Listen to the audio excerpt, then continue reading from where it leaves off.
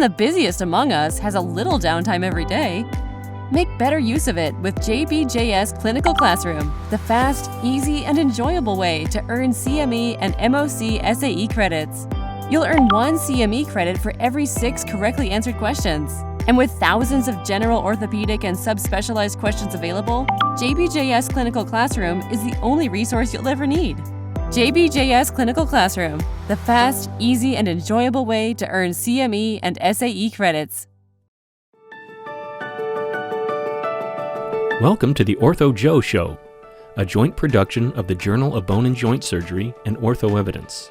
In our world, orthopedic research is king, and current topics from our respective publications are analyzed weekly. Here is Mohit Bhandari from Ortho Evidence and Marc Swinkowski from the Journal of Bone and Joint Surgery. Well, good morning, Mo. Good morning.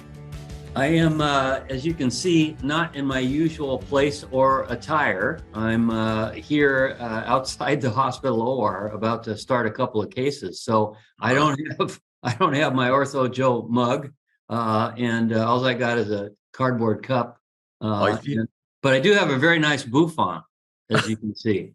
Well, I mean, I'm already on the presumption that you've had your Ortho Joe Cafe this morning, just as I have. I'm on campus at McMaster University, and we have some really friendly visitors. The Royal College of Physicians and Surgeons of Canada are visiting our department and conducting a review. So you can see my joy in my day. But regardless, it's been a good experience, and we're about to get even a better experience. We have a wonderful guest today with us, and we've both known Kiran for some time, but Kiran Agarwal-Harding, Kiran, is an orthopedic trauma surgeon and director of the Global Orthopaedic Collaborative at Harvard. And I tell you, Kiran, I think we've probably known each other for, sounds like probably over a decade or so at least.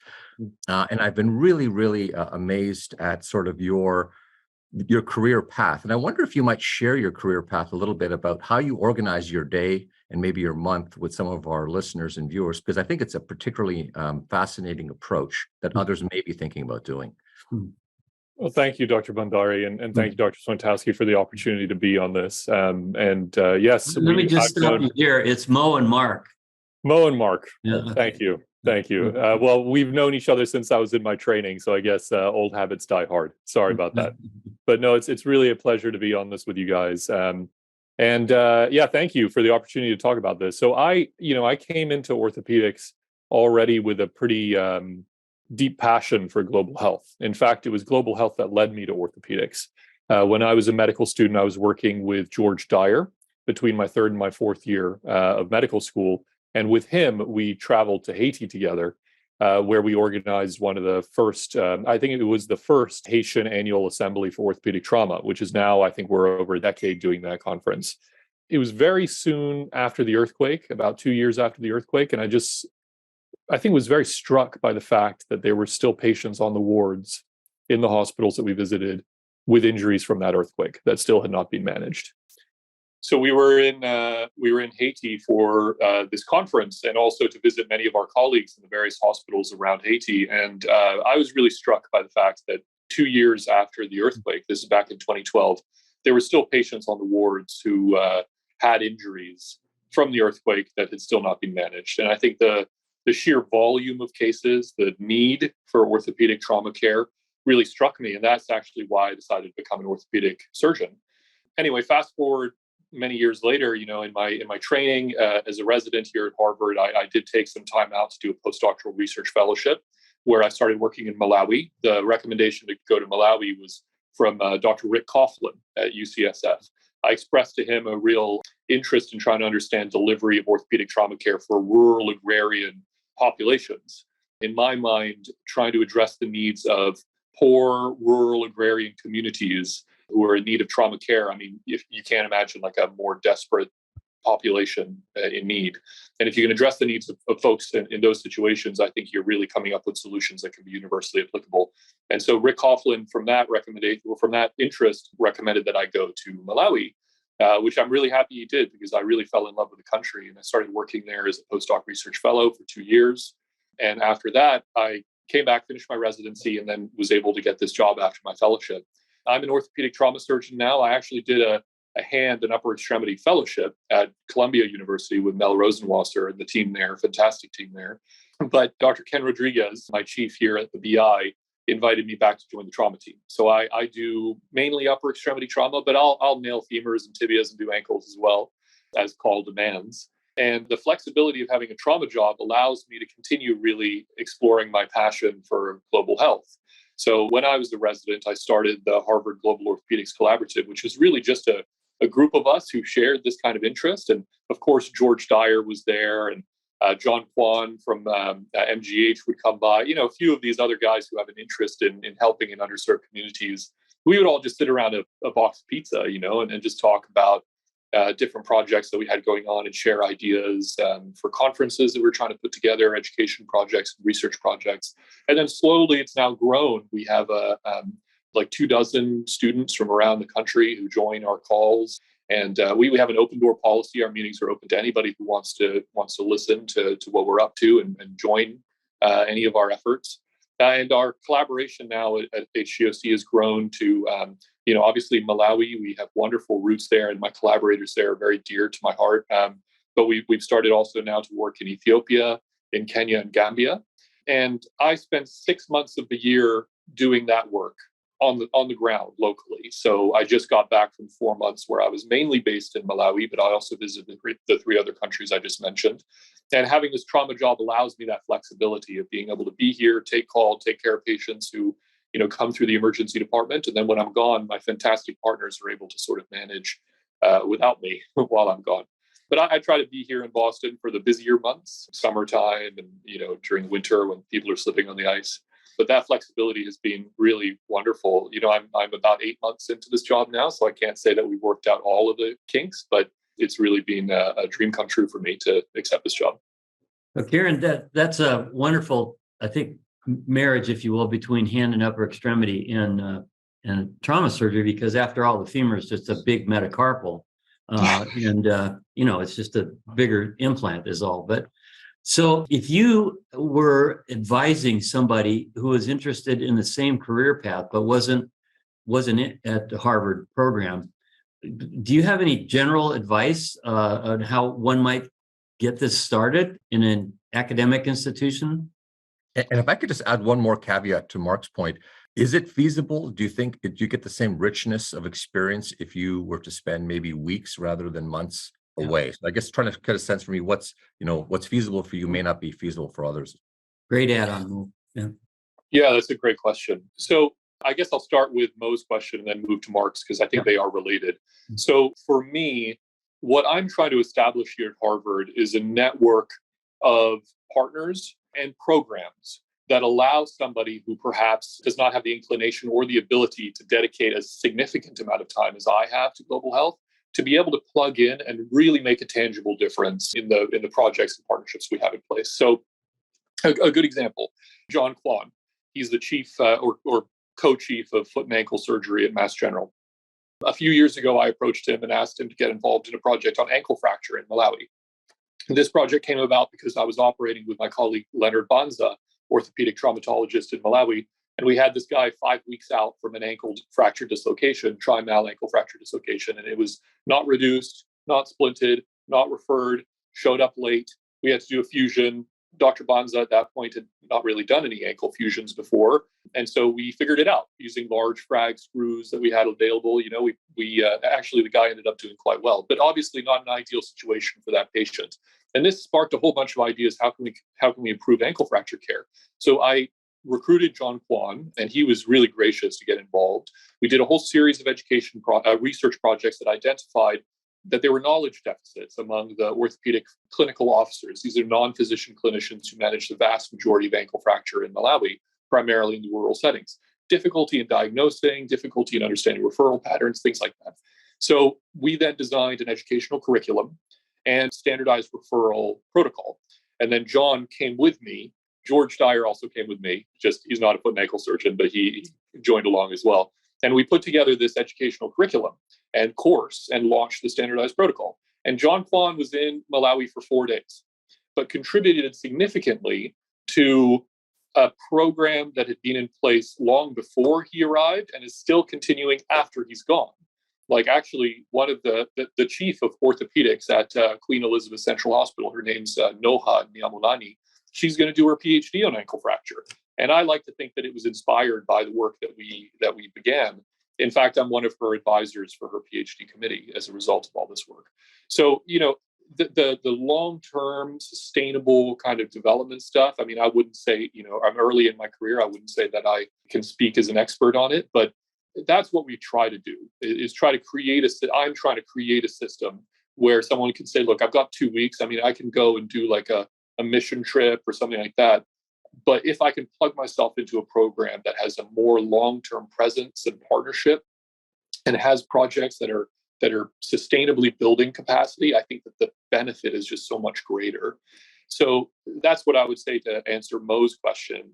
Mark, your question, to set something like this up, I mean, I think that what I can say for myself is that if the passion is there to do global orthopedics work, you will find a way, no matter all the barriers that are thrown in your way. I mean, for me, I remember since I was in medical school, people have been telling me that this was a silly idea. This is impossible. Surgeons can never do this kind of work. You'll never find the time to spend doing overseas work.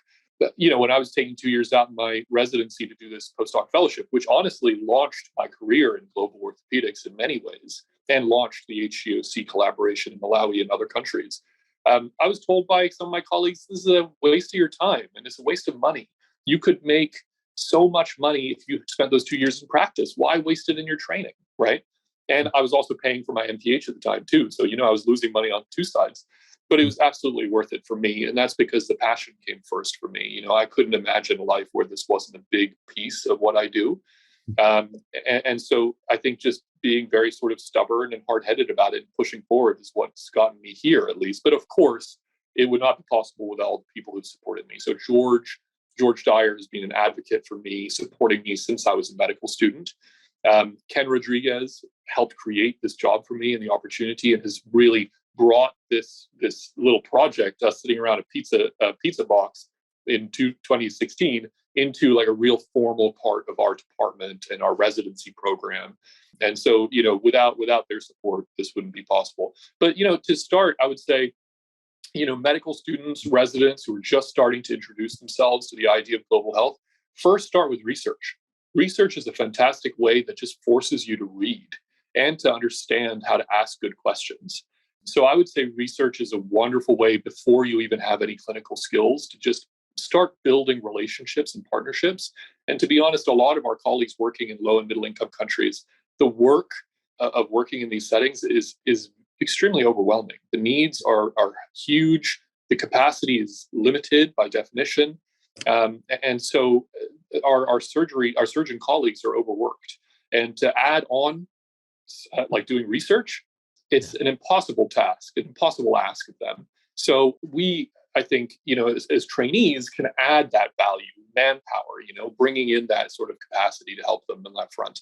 Of course, that dictates that we recognize the achievements and the contributions of our colleagues in LMIC. So, of course, I mean, we recognize that through authorship, through ownership of data, podium presentations, things like that. I mean, it's their data, it's their work. But I think as collaborators, we can add a lot by giving sort of like that skill set of research. And then beyond that, education is helpful.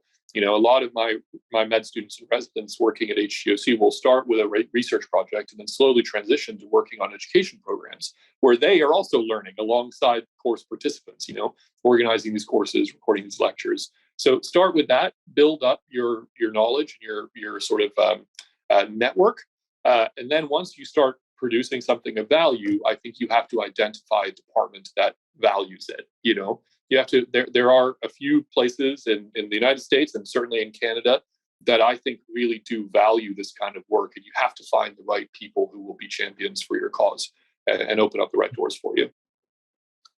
That's a great response, Kiran. I've just got one more, and then Mo, I'll let you ask the last one. But I know that you've developed an interest in solving implant problems by finding ways to manufacture more straightforward, cost-effective implants. Can you tell our audience just a few words about what you're doing there?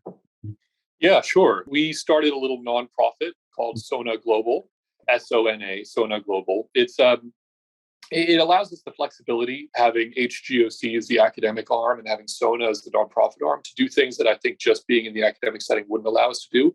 So SONA is the mechanism through which we can develop patents, we can, ship these things, test these things, but we have two devices. And this is really born out of the needs of our colleagues working in Haiti. As Marc, Pierre-Marie Woolley and Christina Dejean. So Christina Dejean showed me the turtleback, Yeah. It's an aquarium pump that had been turned into a wound vac, a cheap wound vac. We were fascinated by this when I went to this conference in 2018. I think you were there actually in 2018 with me. Yeah. So, we saw Christina show us this wound vac and we were fascinated by it. And then I was asked by colleagues in Cameroon to make, to supply wound vacs. They were desperate for them. They have, there's like a sectarian conflict going on in Cameroon, and they have a lot of patients who are the victims of trauma. And so we actually made a whole bunch of turtlebacks and we sent them to Cameroon. And the feedback we got from the Cameroonians was like, it was okay. They said it was all right. It worked okay, but there were some issues with it. So they gave us some feedback and we actually designed a new device that worked, I think, a little bit better. And we sent this new device actually to Haiti during the most recent earthquake in 2021. Worked really well there. And then, of course, the Ukrainian war happened. And so we sent many, many of these devices on the request of our colleagues in a variety of hospitals on the eastern front of Ukraine, and have received a lot of positive feedback from this. So we call our device VATARA, stands for Vacuum Assisted Therapy Affordable for All. And now we're working on like a new version of it that's even better, specifically for the African context. And we're partnering with folks in Gambia and Ethiopia and Malawi for that. A very simple device. It costs just about, well, now I think the new device will cost about $70 compared to $100, which is what the current device, our current prototype, costs. But compare that to $10,000 to $40,000, which is what the KCI pump costs. The other devices are low-cost external fixator. We call it AFIX, AEFIX, affordable external fixation. It's a very simple design, actually invented by Dankert Hunch, who some may recognize that name because he's been involved with AO for decades. If you go to the AO website and look at the technique guide for external fixation published on the AO Foundation, you'll see his name. He's the author of all of them. So he's worked with Synthes and AO for a long time, and he had this wonderful idea to create a very simple external fixator clamp that can be cheaply manufactured, even made locally with anybody who has a metal milling machine. And so we refined it a little bit. We got it manufacturing ready. We've patented it and started manufacturing it on a large scale. We're testing it in the laboratory. It works really well. It actually grips the pins and the rods better than the Synthes clamp, which is kind of a bit of a surprise. Now we're in the process of working on the technique guide, getting the regulatory approvals, and then hopefully doing clinical trials with these new devices. After the earthquake in Haiti, the war in Ukraine, the situation in Cameroon, I think it became, and of course the war in Ethiopia, I think it became very obvious that external fixation and negative pressure wound therapy are essential tools of any trauma surgeon. Temporizing and stabilizing soft tissues and bone, and then either shipping the patient or dealing with that patient there once you have the resources to. It's absolutely necessary for these settings, and so that's what we're trying to address now. Yeah, and we're getting there. We're young and we're scrappy, and we're trying to build up this nonprofit to meet the needs of folks specifically in low income settings and humanitarian crises. Well, I mean, I have more of a comment, really, for you, Kiran. One of the privileges I think that, and I'll speak for Marc and myself, and I think everyone on who's listening in, is it's inspiring, right? It's inspiring to meet individuals and have the privilege to interact with individuals like yourself, because, in this whole discussion we've been having, I've just been sitting there thinking, it's always impossible, and you articulate it until someone actually does it, right? And you have kind of shown that when you have that inner metaphorical light, doors will open for you. And this reminds me, actually, and I'll end on this, but there's a book that was handed to me, and I've talked to Marc and others on the call here, and maybe you've read it, The Alchemist by Paulo Coelho. And you just strike me as someone on a journey to follow your personal legend. That thing that is what you're meant to do, despite all odds. And the interesting statement that I'll always remember from that particular book, and I think you embody it, is when you decide to take the risk to follow your personal legend, the universe will conspire to help you. And it seems that you have this fellowship of mentorship and colleagues that are really just working with you to do this. And again, all I can say is, we appreciate everything you're doing. And, if there's anything we can do and our community can do, I'm hopeful that even the members that listen to this, Ortho Joe podcast may be inspired to also connect with you or also to follow their own personal legend. So thank you so much for sharing some of your insights with the Kiran, and really just keep going, which is really, really exciting. Thank you so much, Mo. If I could just tag on, Kiran, my colleague Dave Fisher and I have been saying for, 25, 30 years that a meaningful life is not possible without meaningful work. And you are having a meaningful life. And congratulations on what you've accomplished so far. And you're an inspiration for all of us globally. And we will look forward to following your efforts as we go forward. So thanks for being with us. I'm sure you'll enjoy your absolutely priceless Ortho Joe mug. I love it. Thank you so much. Oh, you've got it already. Yeah, good. I received it. Yeah, thank you. Yeah. No, thank you, Mo and Mark, for the kind words. It was such a pleasure to join you today. And thank you for that mug. I'll treasure it. All right. Have a great day. Off to the OR for me. Take care, everyone. Cheers. Take care.